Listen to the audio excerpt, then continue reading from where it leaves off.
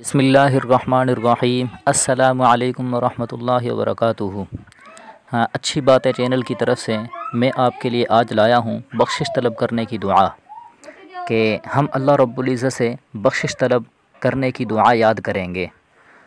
बख्शिश तलब करने की दुआ ये है, रब्बना ज़लमना अनफुसना व इल्लम तग़फ़िर लना व तरहमना लनकूनन्ना मिनल ख़ासिरीन।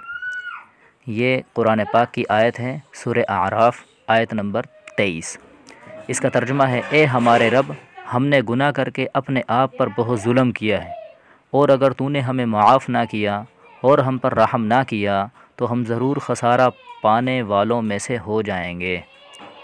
इस दुआ के ज़रिए हज़रत आदम अलैहिस्सलातु वस्सलाम और हज़रत हव्वा अलैहिस्सलाम ने अपनी गलती का इकरार और नदामत का इजहार किया था, और ये दुआ ख़ुद अल्लाह ताला ने इनको सिखाई थी।